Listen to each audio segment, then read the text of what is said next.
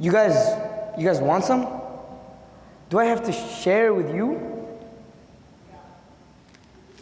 All right. Actually, you know what? I got something to say first. You guys remind me of my siblings. Because, you see, I grew up with 2 siblings. So naturally, everything and anything inside my household, it had to be shared. Every cookie cut carefully into pieces. Every glass of juice poured meticulously, drop by drop, making sure that neither me, my brother, nor my sister got even a sip more than the others. But what happens when, inevitably, the cookie breaks unevenly? What happens when you and your sibling, standing there at that countertop, look over at each other, lock eyes, and make the realization that one of you will get more and the other less? Well, we all know how that works out, right?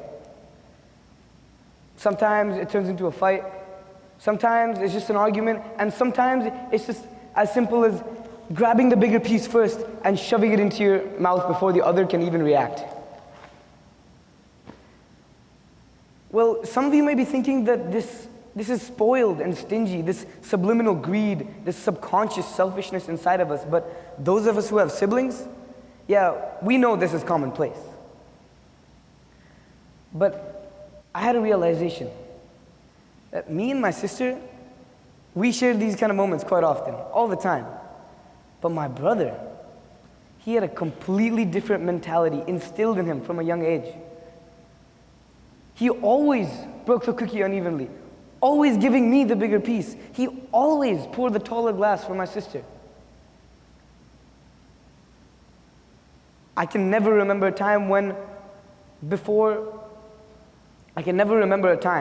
when, after making himself a Nutella sandwich, he dared take a bite before going around to every single person in the household and asking them, "Chakna hai?" So through all my observations, I made a realization. I began to ask myself that why do we want more all the time? Why do we always want the bigger piece? How much happiness is in that bite of cookie? How much happiness is inside of that sip of juice? And what if we, hear me out, what if we condition ourselves to stop wanting more all the time, what if we condition ourselves to love the fact that our loved ones have more and we have less?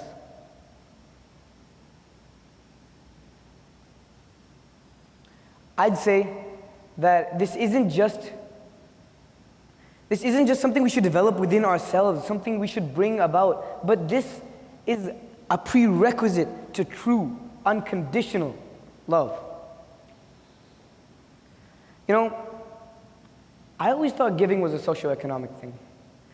I always thought that why should we have to give? Why should we give if we don't have to? Why should I break my cookie in half when we could all just get our own?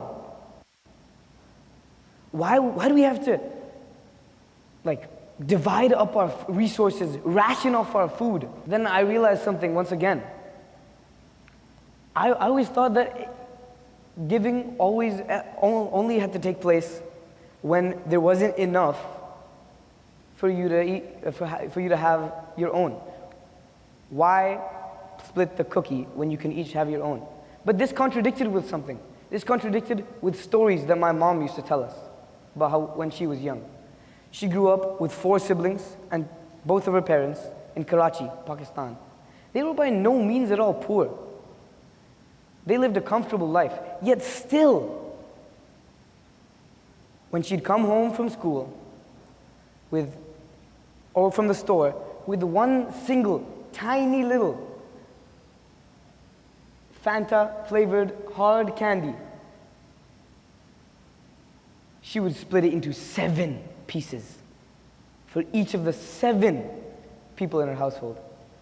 7 pieces. To young me, this was mind-boggling. How could you possibly split such a tiny candy into 7 pieces?